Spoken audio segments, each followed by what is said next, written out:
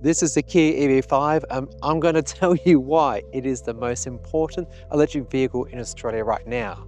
Because I think I've got to answer the question which I don't want to answer, and that is why you would choose this over a Tesla Model Y. Why is that? Find out in this review. Let's talk about looks of the Kia EV5. It's obviously taking a lot of styling cues from its bigger brother or sister, the Kia EV9. And I actually quite like it. From its daytime run lamps and this rather unique little design here, through to its LED headlights, which if you go for the GT version, I think become Matrix versions. And you've got 360-degree sensor suite, but in the Air and Earth edition, this is the Earth by the way, you don't have a front camera nor actually a 360-degree camera. And I wish it did have that because, yeah, they put some features in at the expense of things that I think people would use every single day. Its side profile continues that boxy look, and if you're wondering about size comparison, this is only just a few millimeters smaller in most dimensions than a Tesla Model Y, but it's actually taller, and you really do feel that inside this car. Depending on the grade that you purchase, you're going to get different wheel sizes. So this is actually the 19-inch version, and with the other grades you get different ones. And I found them to be pretty comfortable, not a lot of road noise, but yeah, they seem to do for 19-inch wheels for what is really a very large car. The hindquarter of the Kia EV5 is actually pretty resolved from this large spoiler that actually houses a wiper under there. So great little tick that one, saves the screen getting mucked up from the stuff that normally accumulates with dust and so forth. Through to the light bar that almost goes across the back there. And yes, you can tow, and that's you. There's your figures for you right now. You got a choice of different color options that are at this moment in time, only $500 or $600 extra. So pretty reasonable cost options. Again, packaging, so far so very good. There's app connectivity, which comes included for free for I think it's 5 years, pretty certain it's 5 years. And you can remote open, just got to do my face unlock there, the Frunk. And it can take a bit. There we go, it got there in the end. So there's still a manual release inside, but at least it's electronic, which is definitely better than a car that I recently reviewed that cost a lot more than this one. Frunk up here, excellent. You can store your cables, charging equipment, or even put some food in here that you might want to get the stink out of your cabin with. It's got the nice little seal up here, I do appreciate that. And because they've covered up most of the engine stuff here, like the aircon stuff, yeah, you could get a bit clever and maybe set up a bit of a picnic experience, or maybe I don't know, what's a chattery board? I don't know what they're called, fancy food stuff. If you buy the Air version of the EV5, you've got to do a manual lift open. But if you go for the Earth or GT, it's a power lift open. And right now, if I'm standing here, it's supposed to do auto open. I've got it turned on, but it's not happening. So, okay, fine, I'll play. Now, boot space is actually pretty respectable. And there's a lot going on here that I think is really some very good features. Boot space in the Kia EV5, I think has been purposely undersold by them, and I don't know why. This comes in at 513 litres, or put the seats down and then increases to 1,714 litres. Both pretty good figures, but the reason I'm saying they're underselling it is because under here, you've got not one, but two storage spaces that you could put even wet stuff that, or should have become wet or spill, say. And I think that's excellent. Plus, there's loads of bins either side, so you can actually put things up and out the way if they're perhaps delicate. Another feature I like is these removable little knobs. And yeah, I said knobs. And they can be installed in anywhere of these little gaps. And that means cargo nets, tie down spots, bags you want to hang, you name it. You can actually use them in this back really, really well. And I appreciate that. There is 3 top tether spots. And you notice there's something missing here? There's no rear parcel shelf, like, to a privacy shelf. I think there's supposed to be one, but I've read other reviews in the in the Air version, that's the entry-level version, that there isn't one. And I remember when I got my Model Y, and 22 model didn't have one, and I critiqued Tesla about that. I'm going to say the same to Kia. You need to have a rear parcel shelf here so you can hide stuff in your boot. It's just really, it's cheaping out. It really is. But that said, over here, we've got a 240-volt socket that's rated at 16 amps. Now, this car, you can do vehicles alert on the external of the car as well as internal. And that's awesome because you know what you can do? You might want to go for a picnic, say, and you can bring along a fridge. You could bring along, I don't know, a heater. Weird, I know. A TV, a kettle, you name it. More than 3,000 watts just from this socket alone. And that is a lot of power. And yeah, just a feature that can't be understated enough because if you're stuck without power in your home, let's say there's a blackout, you can get your car to run the essentials inside your home. And I've done videos like that before, and I think any car in 2025 that doesn't have vehicle load probably shouldn't be on your shopping list. The interior of the Kia EV5 is intriguing, contrasty, and generally pretty nice. So for instance, every touch surface in this car is excellent, nice and soft. Steering wheel, gorgeous. Contrasting lines with some very curious angles is completely fine. I really do like them. You've got two 12.3-inch screens with a very fast and dynamic system that does wireless Apple CarPlay and wireless Android Auto. However, in the Air and the Earth version, you don't get a wireless charger for your phone. Instead, you get this little space down here and under here that doesn't even begin to safely house your phone. You could, if you want to, put it into this little pocket that they suggest you do, but that's going to mean a cable dangling over everything, your phone in this pocket, getting hot whilst charging. Not a good idea, definitely not a good idea. And the other not so good idea, Kia, is the fact that this actually doesn't have anything housed in it. And this love seat, by the way, if you want to call that, you can't sit on it, mind you, is attached to the passenger seat, so it moves with it. And when you, I think, doing an SUV, you're all about space, cargo space, storage, and glove compartment. Great. Space here, albeit wanting some dividers to keep things in place. Very good too, very good as well. But this should be another bin to put your stuff into, not this, whatever you want to call it. Again, I'm going to call it love seat because that's as good as I'm going to get with it. Control-wise, you got the usual stuff on the door, along with a button for your heated seat. So that's for the Earth version and also Air version. Opt rather for the GT, you're going to get not only a heated seat and steering, but also ventilated seat. And all variants actually get massaging seats. Yeah, so this has got a 3-zone thing. You go for the GT, you're going to get 6 zones. That's pretty impressive. And remember that for later when we're talking about why this is a better value proposition compared to a Tesla Model Y. You got some shortcut keys to the usual stuff to go to like home, map, search, media, and so forth, along with a volume up and down rotating dial that's excellent for the passenger, and you can even turn it off there just by pushing it in.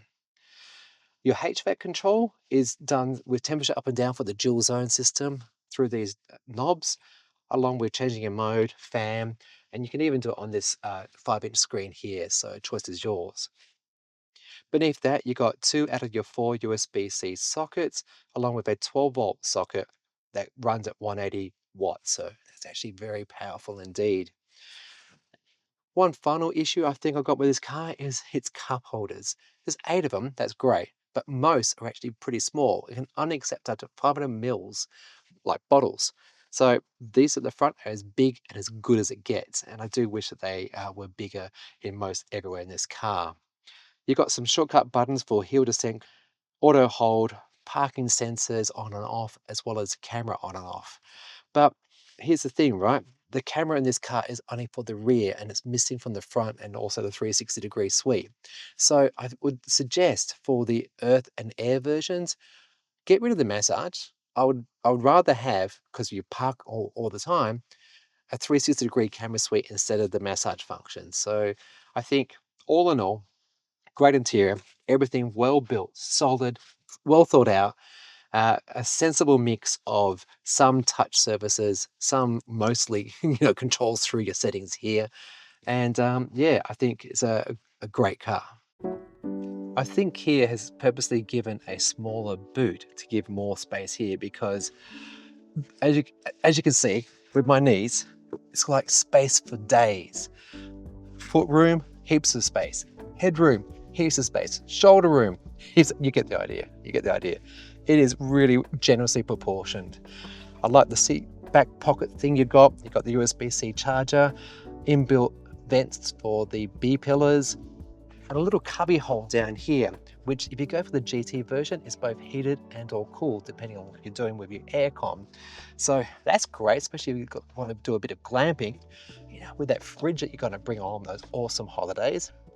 You've got ISOFIX on the outboard seats, and I guess the only thing missing here is a glass roof, but again that comes with the GT version and includes an actual retractable glass roof, so you can open it up on those beautiful days. One of the quirks of the Kia EV5 is the unlocking method of this car.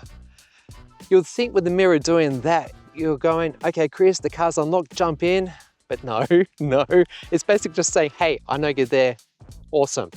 And then to unlock the car now, I actually need to press in on this little dimple here. And I do mean actual physically press in. It's not capacitive touch like most cars. You know, you just touch it, just tickle it, and it will unlock and lock. No, I'm actually gonna go push. And then the other weird thing here, I'm gonna have to put my finger there and then pull it out. Now to that, doesn't that look like backwards? It seems backwards, especially as I've had to lock it here. Yeah? It's upset with me because it's like, the door's open, I can't look.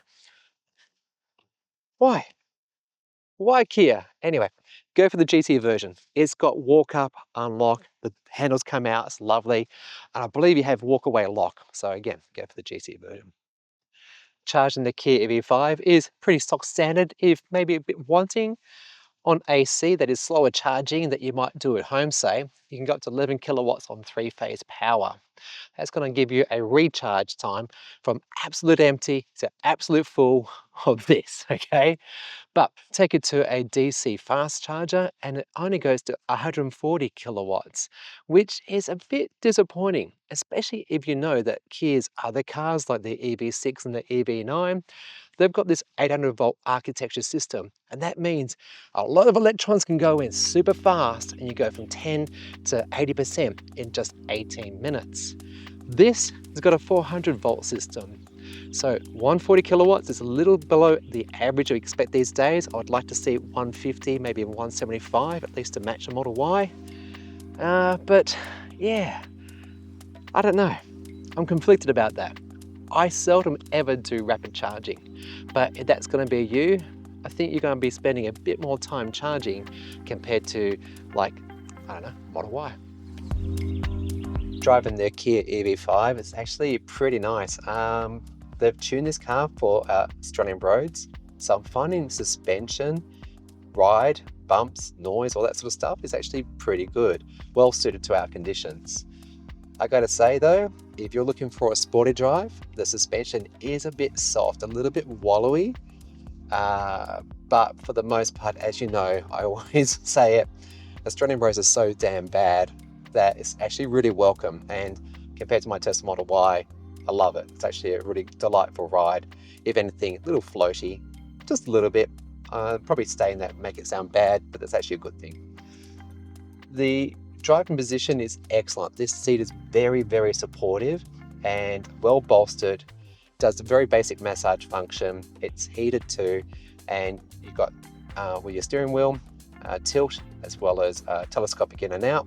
So I've been able to get a great position, and I feel very much in a commanding high position, and visibility is very good. At the front, big bit of glass, large bit of glass. A pillar is actually pretty reasonably sized, not terribly large, and I can still see mostly. Side mirror, large as well. My gosh, you're getting the idea here, right?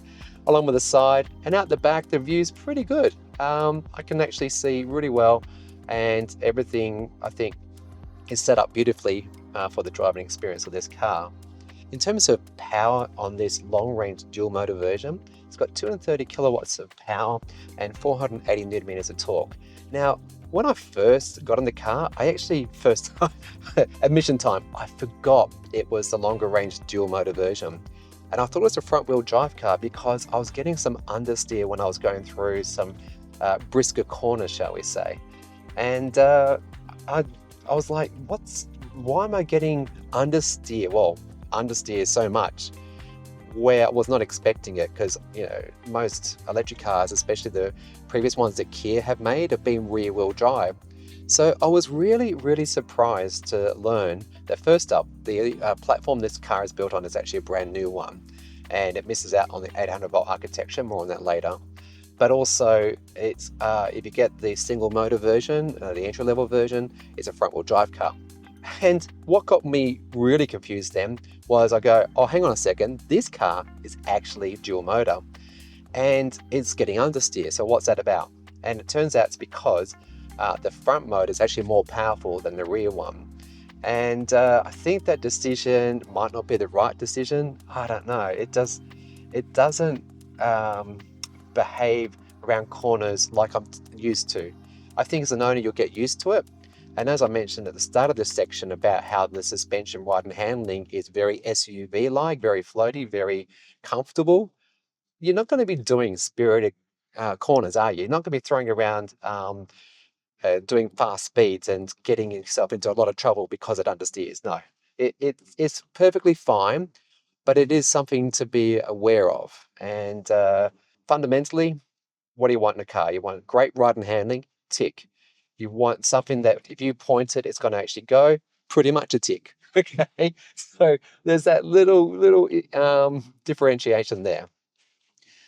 Performance-wise, 0 to 100 is quite respectable, quite usable. I'm getting around about the 6.2, 6.3 seconds to 100 k's per hour. The actual claimed is I think, very close, to be honest. And I think for most everyday driving and from thinking about cars that people are coming out of, let's say petrol diesel ones to electric, they're going to feel this as a very sporty, very get up and go type of car.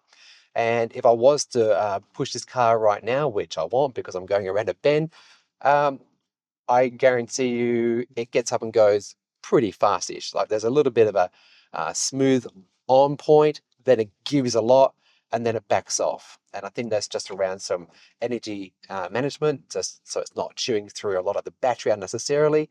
And yeah, it's fine.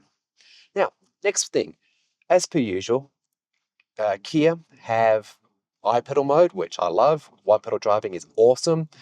Check out this video if you want to learn more about how iPedal works. Also has this clever auto regen system. So if you are coming from a petrol diesel car, thank you very much, love it, do it. You would be very much used to that experience whereby the car will actually provide different levels of regen based upon the road conditions and what's around it. And that means if, let's say, you're coming to a stop because the car in front of you is slowing down, this car will actually do more regen compared to, let's say, a situation where there's a straight road. It will just coast a bit more. And it's pretty clever. It's pretty clever. But if you know me, I'm always into one pedal driving, and I've just had it in that mode my entire time with this car.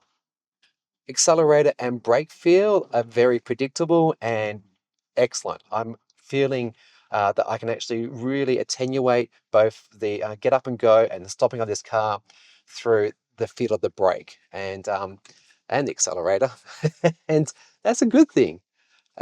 Something that a lot of car makers, like Tesla, for instance, get very wrong. The brakes and them, they're very digital, on, off, blocky, not good. This one, great. Man, we are having beautiful weather up here on Mount Macedon today. I film when I film, and it is what it is. Anyway, so I think for everyday living, the Kia EV5 is quite a good family car. I like its ride and handling. The steering is direct enough, appreciating a little bit of understeer. Accelerator brake feel very good. The cruise control system is also excellent. They've upgraded since I've last reviewed the Kia EV9, and now it's lane centering, lane keep assist, and follow distance and all that sort of jazz is very good. It actually is getting up to Tesla Autopilot level in Australia, and it does assisted overtake. So you just have to have it turn on as a function, and it always stays on. And thank you very much, Kia, for enabling that. And if the conditions are met, such as on a freeway or highway, you just do the indicator a little bit, and it will just change lanes for you. It's great. And as soon as you get into the adjacent lane, it will once again do lane keep assist for you. It's very good. It's very good. There's a few little nag factors here that, as a driver, you would soon learn to overcome them, and that is the usual European regulations pushing themselves into Australian cars, and that's around speed limit advisories and also driver attention. So I've got on the steering wheel here a shortcut that I've set where I press it and I go straight to the menu, turn off both those things so it doesn't annoy me, because it's going to ping at you. It's going to get the speed wrong, so it thinks you're speeding when you're actually not. It uses, by the way, a combination of map data as well as sign recognition. Tends to favor, if anything, more the map data. Um, so yeah, you come out of a car park, for some reason, it might say you still should be doing 20 k's per hour, and you get into a 60k or 80k per hour road, and it will ping, ping, ping. It's annoying. It's just annoying. Anyway, that's it. I get it's a safety thing, and it's there to protect. And this car, it's got a host of safety features, lots of airbags, usual blind spot monitoring, pedestrian and cyclist detection as well. Got emergency braking, it's got lane centering and emergency departure assist. It feels very safe, very capable car. When you've got such a large-ish breadth of a car, particularly with this roof height, high commanding seat position, visibility is excellent, ride and handling is pretty good in line with an SUV. I've really enjoyed my time with the Kia EV5.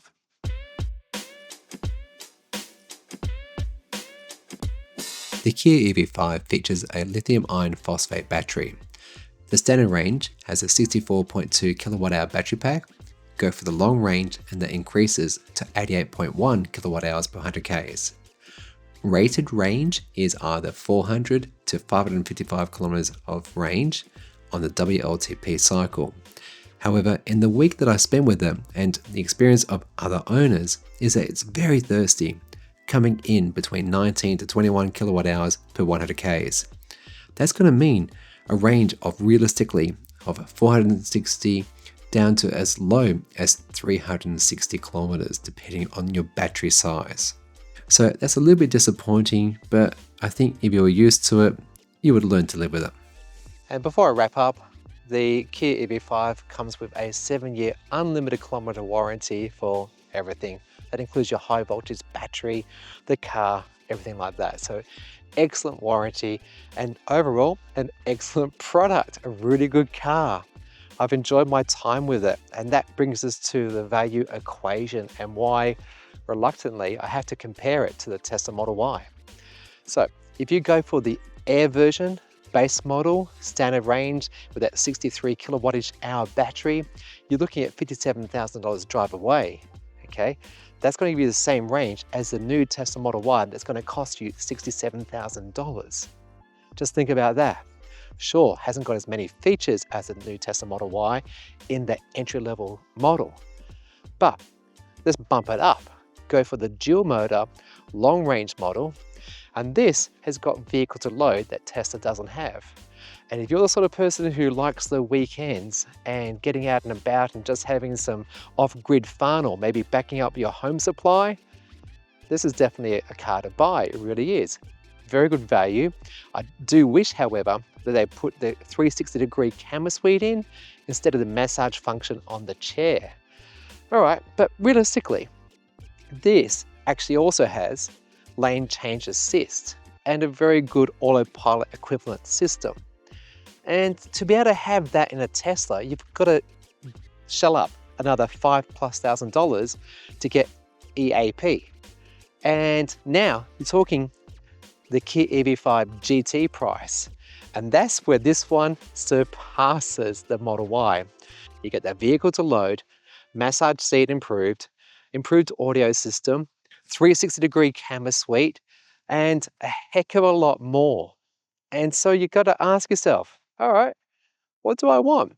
Do I want all those features, or are you happy with the entry-level Model Y. If it was me and it was my money and I had up to $75,000 to spend, drive away for a long-range battery and all those features, I'll choose this. I really would. So I hope I've demonstrated how great and how far along we've come with our electric car offerings in Australia and why this is so important right now. We're spoilt for choice, and I'll be curious to see what you think. Like, please do comment down below. Let me know what you would choose. And whilst you're there, you know what you can do? Subscribe. That really helps out the channel. You want to get early access to my videos or want behind the scenes? You can do Ko-fi for that. Otherwise, super thanks is also really appreciated. And you know what?